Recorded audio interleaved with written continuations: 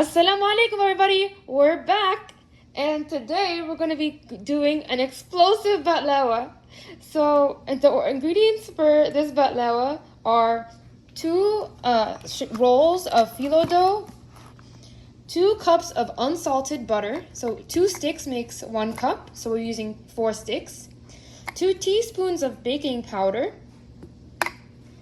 5 cups of walnuts. If you want more crunchier baklawa, you can use 6. If you want less salt, like less crunchy, we're going to use 3, but we're using 5 for this. 2 cups of sugar, granulated sugar, and an additional 2 cups of water for the syrup, the juice of half a lime for the syrup too, and finally goz hind or coconut, shredded coconut to taste. Additionally, we're going to be making 1 entire tray full of baklawa. So the ingredients we have here is for this entire tray. If you want more, just double the ingredients. If you want less, then half the ingredients. But for this, the ingredients we showed you are good enough for this size of a sheet pan. Thank you. So in our pan of sugar, we're going to add 2 cups of water. Just plain tap water is fine. And additionally, we're going to add the lemon juice, the lime juice, half of a lime. And we're going to put that on the stove and let it come to a boil and it get thicker, because that's going to be the thick syrup that adds sweetness to the baklawa. Now we're putting the water into the sugar. We're squeezing the lime into the sugar water, so half of a lime. We are now stirring the sugar and the water and the lime juice together until it boils. So we have the oven is on high heat, as you can see, and we're slowly mixing it until the sugar dissolves in the water. Here you can see we've chopped up a portion of the butter, and we're going to transfer it to a different bowl to melt. Now we preheated the oven to 375 degrees Fahrenheit. Now you can see we're boiling the syrup. And here again we've included the sugar, the water, and the lime juice. Now you can see we're mixing the goz hind, the coconut, the shredded coconut, with the ain gaman, which is the walnuts. And this is going to be our filling for the inside portion of the baklawa. We're now unrolling the phyllo dough, and the thing about phyllo dough is you want to make sure that you defrost it first. Usually it comes frozen, so you want to lay it on the counter for a couple of hours until it becomes this pliable, you see, and becomes very easy to work with and elastic. That's what we want. We don't want something super hard because it'll break. So make sure you take it out of the freezer or the fridge and let it sit on your counter until it defrosts.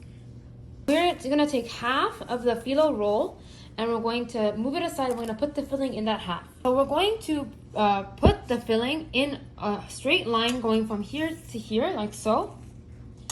And then we're going to roll up the dough so that we cover the filling. See, now we're rolling it over the filling to cover it. And we're going to roll it all the way, kind of like we're rolling a blanket or rolling a towel, just like that. So we used 1 whole box of the phyllo dough for these 2. We then have this one here. We're going to do the same exact step for the other 2.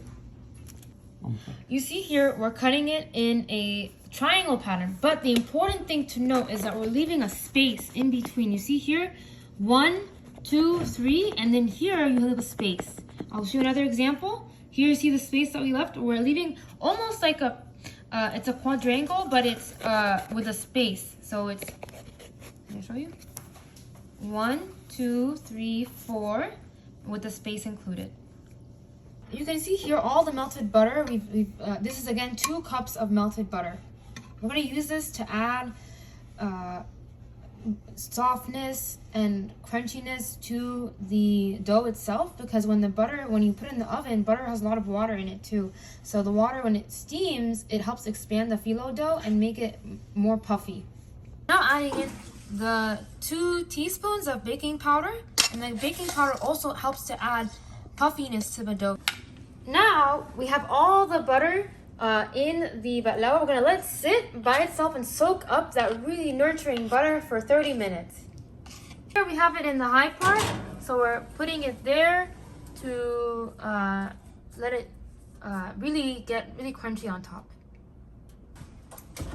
Now you can see it's gotten cooked on the top quite well, but we also want to cook the bottom. So we're going to put it in the middle rack right here in the middle. And also rotating it so it gets even baking. We have a guest now joining us for this portion of the video. Yes, the smell is what brought me into the kitchen. So, come on, speak. So right now, what Mama is doing is redefining the cuts on the baklawa to make sure that each piece can be taken with ease and to ensure that the syrup that we're about to pour on is seeps through to the bottom, inshallah. So you'll see that in a second, but for now we're just going ahead and meticulously making sure each cut is redefined. Thank you. Finally, we're adding on the syrup in all the edges to make sure it seeps through. And that's the final dish. So once you add the syrup, you can feel free to serve it however you like. And this, mashallah, is the final product. You can see it's glistening with all that syrup and wonderful butter too that we used. And hopefully you can make this at home and enjoy it with your friends and family just like we will, inshallah. Have a wonderful day. Please make sure to like and subscribe, and we'll see you in the next video.